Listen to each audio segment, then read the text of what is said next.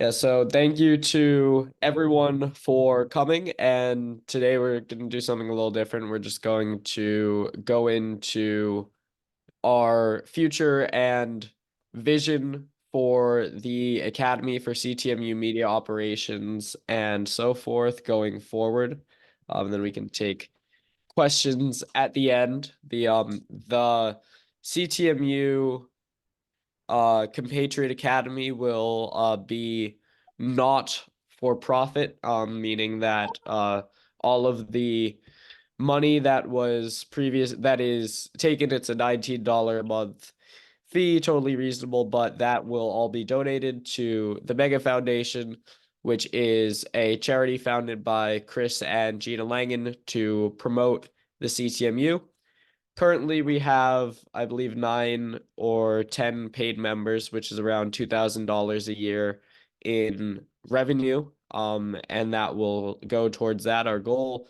But our goal is to expand the media operations and really build out almost like an empire with this as the central crux of the CTMU push and try to get the CTMU go viral and then draw people towards our academy. And our goal is for by June of 2026, which is when I turn 18, is to get the academy up to 1,000 members, which will add up to around $228,000 a year to support the Mega Foundation operation. That would absolutely take them to the ability to actually boot up these programs to support the survival and rightful destiny of mankind. I talked about this, Greg and I, last night, and that that's a good amount of money. That's a good salary, but that's actually a lot more than we need. We don't want to just be pursuing it for the money. We don't want, when we're recruiting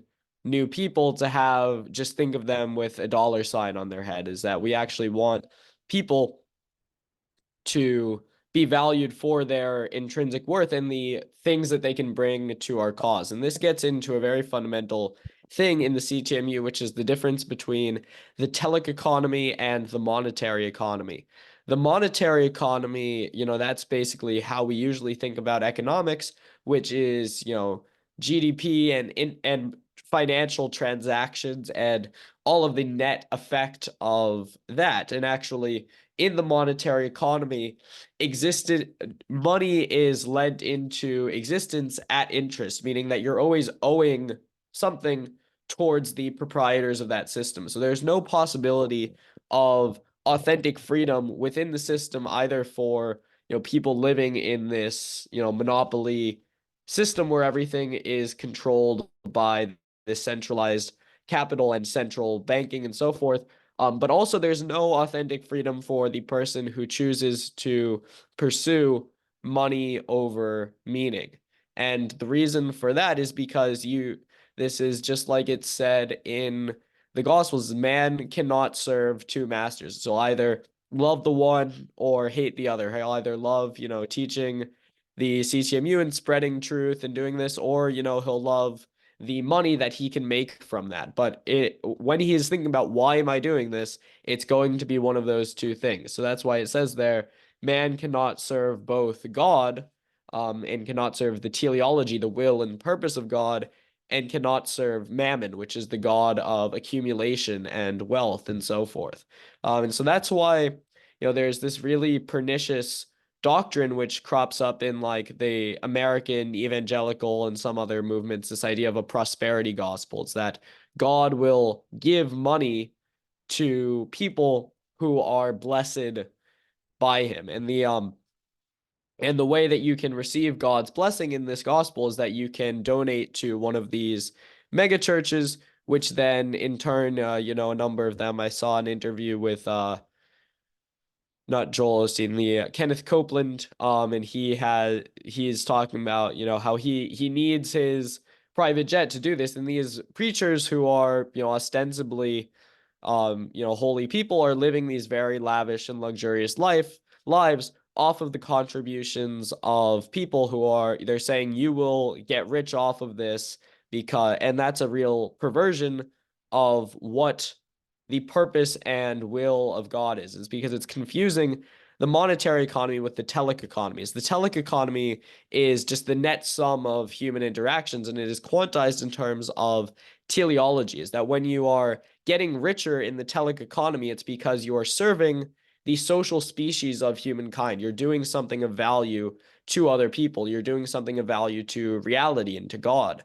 And so that is definitely true, is that when you are more in the service to others and service to God as opposed to service to self, you're going to be creating more telic value.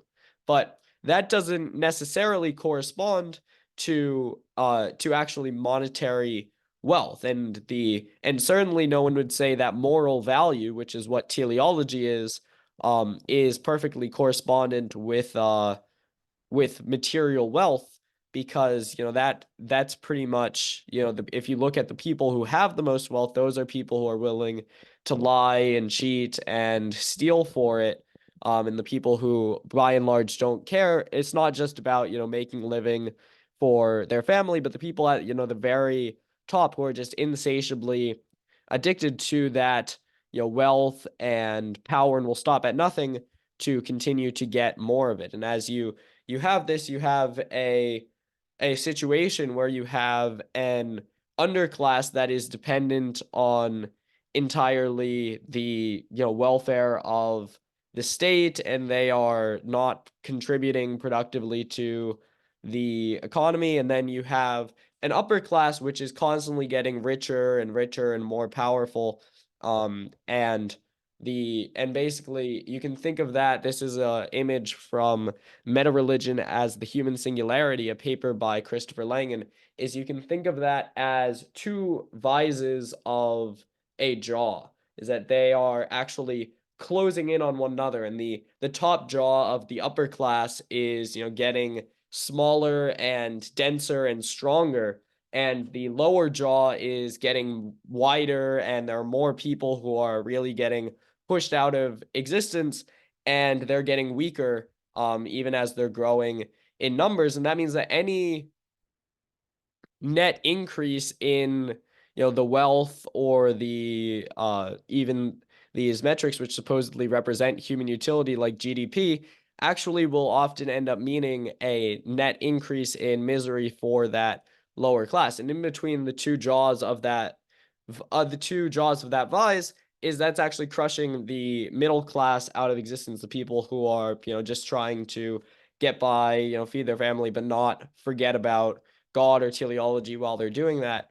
That's not possible in this system. And so that's why, with that notion where everything is lent into existence at interest, and basically it's like, this is a metaphor that Charles Eisenstein uses, is it's like, if you is that there's more money owed at any given moment than there is money in circulation. So it's like, if you have a game of musical chairs and every round you remove 50 chairs, then people are going to be fighting and kicking and trying to jostle in their spot, and they're going to be at odds with one another. They're going to see themselves as separate from the broader social organism of mankind. And so they are going to not be able to see themselves within this story of interbeing, wherein their personal worth, their personal value, is actually part of the personal value of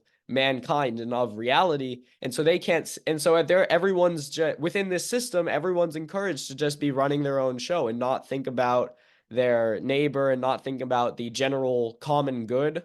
And that's a very debilitating system. And especially when you start getting this corporate and governmental power that's involved in the way that these systems operate, is you basically have a very coherent global power structure that comes out of this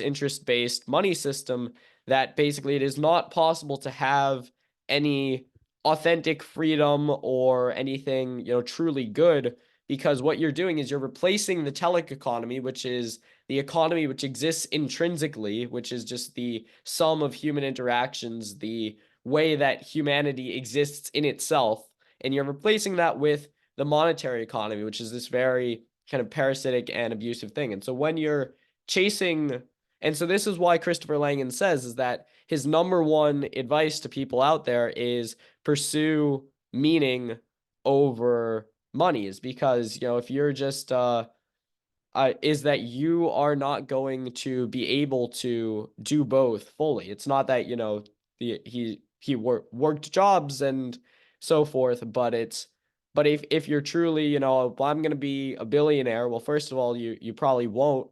And also, you're going to actually have to almost sell your soul while you're doing this. So the so the idea with this kind of um is that you have to pursue meaning over money, because that's actually going to give you the intrinsic value of existence. And that is what you're doing for reality, since you are a secondary image of reality, is done for yourself. You're strengthening your connection to God. And that is an act of service to humanity, service to God. So that is why the broad conceptual framework of why you should pursue meaning over money is because one is basically real value, which is meaning, teleology, the actual end and purpose of your existence. And one is a kind of system of fake value, which you can get.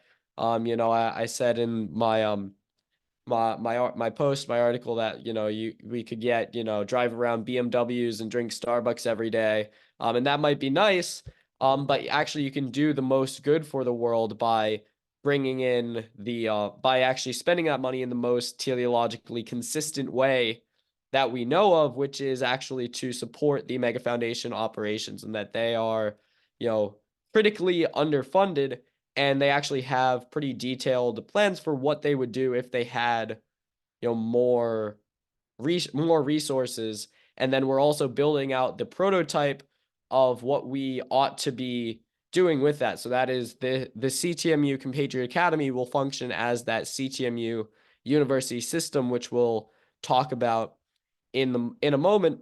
But the general idea is that we, kind of decided we can do the most good for the world by bringing, Christopher Langan into cahoots with our movement and working in close coalition with the Mega Foundation, working to bring in their efforts so that we are able to serve others, and not to. And again, it's like you're either going to be thinking of people as, people who you're serving and teaching, or you're going to be thinking about them as dollar signs. Is this is, this is going to get me six lattes a month, is but that's not actually what's of value. So simultaneously to this, as we're working through getting out the programs um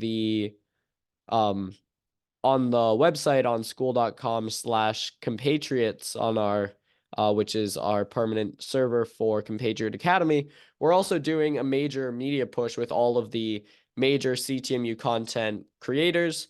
We've talked with myself, Greg Wilford, Omni, who you might know has like 4,000 subscribers or something on YouTube, and he is very into the CTMU. And we're doing this push for short form media content. As of just around like 30 minutes ago, I'm a TikToker. So just making branded clips for our channel, and these 5 to 10 minute clips from longer conversation presentations, previews of the Compatriot Academy courses, and clips on YouTube Shorts, Instagram Reels, Twitter, TikTok. And we're working on getting access to a powerful AI tool called Peach that will help us to kind of turn this long form content into digestible clips. And we can probably do like 10 process through like 10 lectures a month. Is that would just be like 3 to 5 minutes of the stuff from the courses that we have online, and that would give people a little bit of a taste. And they also have like 1 minute like shorter clips that you can use for those short form content reels. And so that will kind of cover that. We'll be doing a bunch of those, and just bring all of that into the effort and try to really get a media push for the CTMU to go viral on social media. And that will probably be mostly through YouTube, but we're bringing in these other platforms as well. And we hope to one day also bring in Christopher Langan in this effort. Is that we know that that he has many, hundreds of hours of presentations, conversations, consultations that he's done that are just very hard to actually process through and go through and look for how that can for the moments that might be able to be shared into very good shorter clips, or sharing clips from that archive and helping to also grow and bring in the CTMU radio channel on YouTube.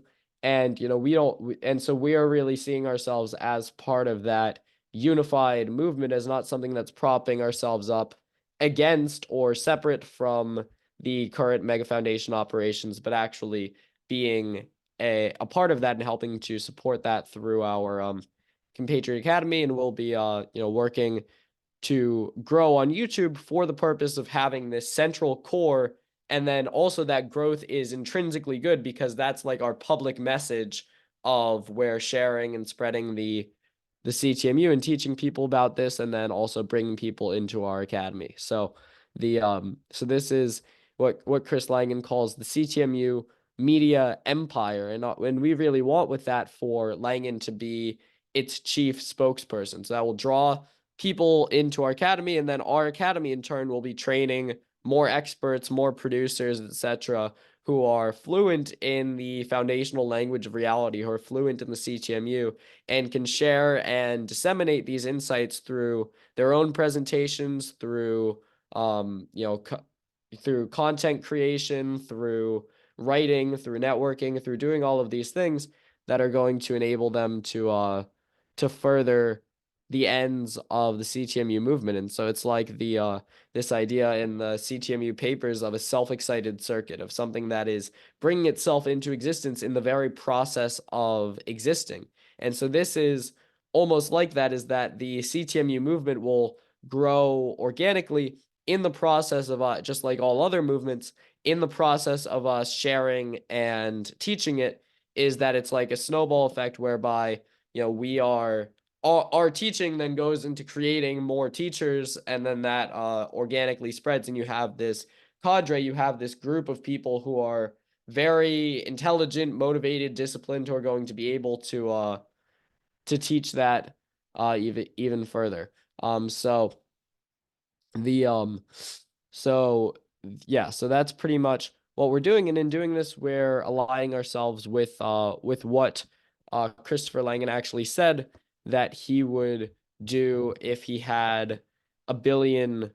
He says I can present this. I have it on my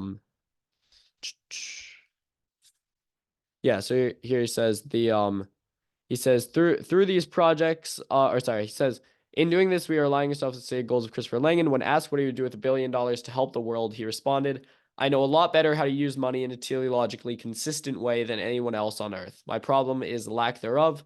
So if you already donated to people who supposedly knew better, it should have been me/us. It should have been the Mega Foundation, because this is a very effective charity in terms of spreading the CTMU and in terms of this teleological scale of value." So the specific projects which he said are exactly what we're doing with our central operations in the compatriots of the CTMU movement. Is we're starting a university system, which this online course and these set of courses is a prototype for. We're starting a self-sustaining CTMU media empire with and hopefully we can get Langan as kind of the foreman of that, and doing more of these recorded lectures and presentations and so forth, because he says he's uniquely suited for that. And booting up we haven't really discussed this yet, but also the ultimate aim is to have this CTMU meta religion, is to have the metaformal system, which is the CTMU research program, is to have the CTMU metaphysical economy, and actually have this economic theory that can scale past the problems in a peaceful way that I mentioned at the beginning of this presentation, and so forth. And that will promote the survival and rightful destiny of mankind, as well as these CTMU think tanks, policy institutes, and advisory committees. That all of that will go in, but this is like, even though we don't have $1 billion, we don't have any starting cash. We are basically aiming to make this work in a way that will help us in our ability to basically make these operations pay off in terms of teleologies that we're going to go. We have like 10 or so members now. We're going to go 10, 100, 1,000 people, and that will, and because we have such work with such focus on this high quality instructional material, we need to actually think about this in terms of what we can do towards making this go viral, towards making this the next big thing. And if we have these really strong central institutions, that's going to be a lot easier. So our school community of Compatriot Academy will hopefully in the coming years be kind of the place where all of these CTMU people can come together, and these young, very intelligent people in their 20s and 30s who have kind of not really fit into the university system, but nevertheless have these superior intellectual talents and have their own ability to and drive to pursue meaning in life. Every single one of those people is going to be infinitely valuable to our cause. And it's not just that we will be producing, however many, thousands of dollars we get in subscription revenue, but that will be consistently multiplied as we're investing that back into CTMU operations and CTMU charity, and all of that will continue to compound itself and be like that self-excited circuit. And that's our goals. This is one of the things I thought about a couple years ago, is like I was very into a channel called Mathematical Metaphysics by Bernard on YouTube, which is a CTMU channel. It's now called Self Duality.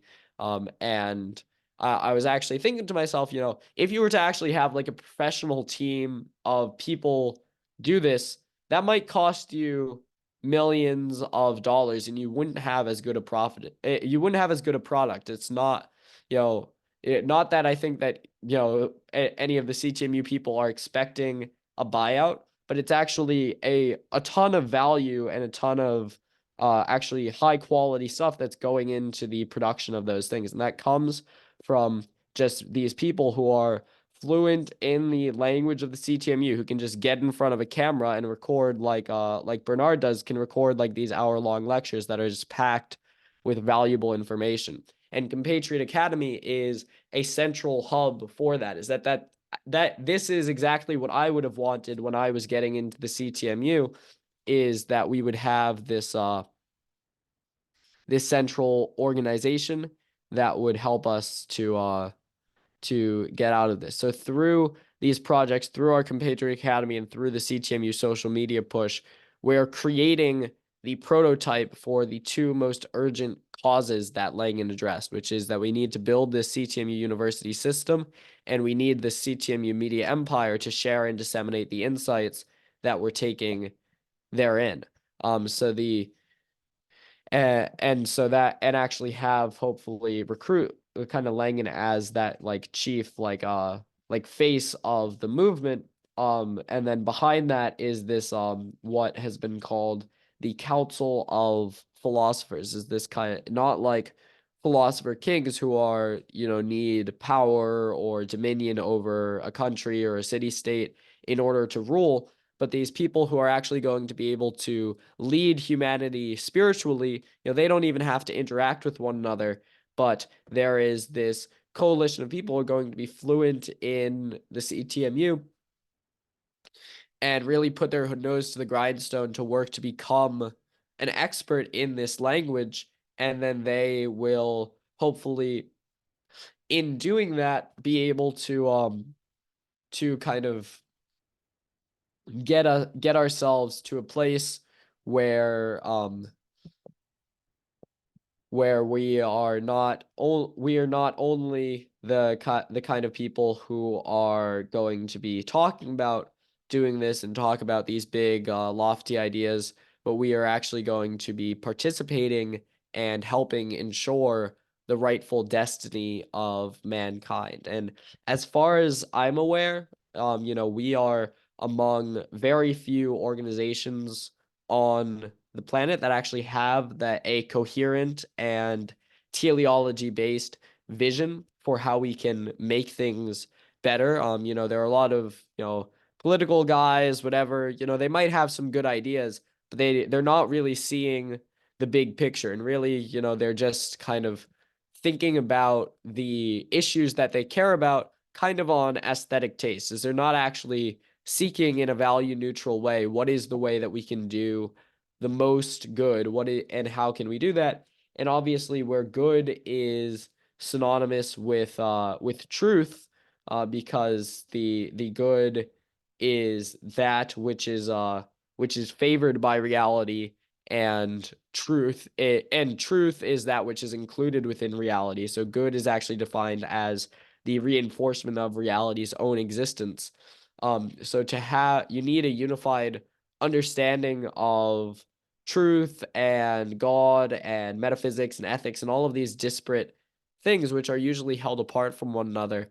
But once you have them, then you go beyond the aesthetics and actually get into these transcendental things where you can think about what is the way as a movement that we can maximize truth and goodness and beauty in the world, and we'll actually be able to, from our hearts, from our heart-based action, from kind of adaptively coupling this energy of universal love, which is more general than unconditional love. This is one of the things that Bernard likes to talk about, is that universal love is more general than unconditional love because it adapts dynamically to any situation. So for example, it can't include evil because evil is its opposite, but it's also not a love of which hatred is a contrary, or else evil would be a coordinate power to the good. But actually, it's a love that embraces evil as an imperfect stage of itself. So it sees everything as kind of drawing towards and ultimately finding its essence in this energy of universal love. And then it can factorize not only into this like kind of generic like compassion or weakness or etc. that we usually associate with love, but can actually become bravery and strength and valor and joy and all of these different emotions that when you have that when you actually open yourself to that heart-based consciousness, you realize how to make the best decision in any given situation. So that's kind of the crux behind CTMU meta ethics, is that you have to polarize yourself towards service to others and towards service to teleology, and that will ultimately give you the greatest possible value on your life. As you can think about it like that you're almost like, if you think of your life like a video game, that you're getting a certain amount of points, and that point system is based on how much you aid in the self-fulfillment of reality. So this is what I was talking about with Greg, is this idea of being a telic billionaire, is that accomplishing these $1 billion goals. Langan says, what he would do with $1 billion to help the world, is that in accomplishing these goals, you're actually working and probably even helping with a portion of one of those, such as starting a CTMU based university system, is that is worth more than $1 billion of value to the telic economy, because that is going to be a permanent institution which over the next 1 to 700 years, let's say, will help aid humanity in our transition from a planet that is separate and has all of these, terrible systems, to one that is interconnected and based on this intelligent unity and really love. Is that's the name of the game, is that we will be able to have this intelligent unity and coherence as a planetary civilization. And that all starts with what we do now, because we're at the hinge of history, is that we are actually standing kind of between two roads of the human singularity and the tech singularity, one of which represents a future of authentic freedom for all people and all peoples, and one of which represents this kind of terrible hive-like future, which is very dystopian, is very much not what we're working towards. So towards this end of becoming a telic billionaire is that basically requires that you work as hard as someone who becomes a monetary billionaire on serving this cause, on serving teleology, but that doesn't necessarily translate into material reward. It's not, like I said at the beginning, of these like prosperity preachers who are like, God wants us all to be rich. Maybe he does. Maybe he wants to get you that money so that there's a certain plan that you can use that to support some other end which is good. But broadly, if you want to like drive a nicer car or whatever, that's not what actually God wants from your life, is that you should be pursuing meaning over money and trying to, rather than, trying to make as much money as possible, to actually be of as much value to humanity and be as much value to God as is possible. And then you're providing, again, more than $1 billion. I think that a lot of people can very easily do that to the telic economy. And especially now is that the CTMU, it has all three aspects which make it the most effective cause that you can imagine. It is maximally important, maximally tractable, and maximally neglected, meaning that that is basically the most important thing, is because is that you can't really have this awakening to humanity's expansive spiritual identity and to our coherence as a planetary civilization unless you have the CTMU as the language behind that transition. And so it's really, if the CTMU succeeds, we get that positive future, and if it doesn't, then it's going to be very bleak in this time of transition. And the human aspect of that singularity might not actually win out. And then so it's maximally important, it's maximally tractable, because it's incredibly easy to make progress and to make incredible value to this to at this stage of the game, because there's so few people involved. There's so much that you can do, and every single person that you're exposing to this is then going to be like those early supporters of any movement. Any company has these people, and you are actually going to be like a shaper for that broader movement. Oh, but yeah, and then lastly, it is incredibly neglected, again, because there's almost no people doing this. So those three things combined mean that your personal initiative in this movement it's hard to imagine a more valuable thing that you could be doing for the true value of human existence, which is teleology, which is basically the will of God. So a lot of people uh believe in God, and if there are, and that's kind of this idea of telic recursion, so that as you commit yourself to teleology, as you commit yourself to doing the most possible good, then all of these different options are going to line themselves up in front of you, and you, using your cognition, using your choice making, are going to have to think, what is the most valuable thing that you can do? And in my personal opinion, that this is actually the most valuable and most promising effort that we have on behalf of Team Humanity. So that's pretty much my method and our thinking, my and Greg's thinking, on why we are changing the focus of our academy from being a for-profit model in which we would split the profits between Greg and I, to being a not-for-profit model in which the profits from the operation will go to um to the Mega Foundation. So that's pretty much all that there is to it, and that's yeah, so that's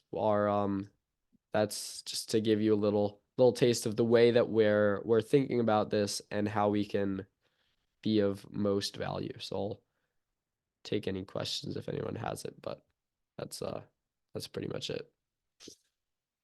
No. So yeah, so thank you to for coming and for supporting and being engaged and being, one of those early members of our movement and of our academy. It's great to hear making progress on those courses. We're also working on making progress on the back end of getting all of those courses done, and also on the push on the media front of getting high quality instructional material out there on the internet. And together, I think that we're going to make something of very high value. And yeah, so that's pretty much all. Thank you. And recording.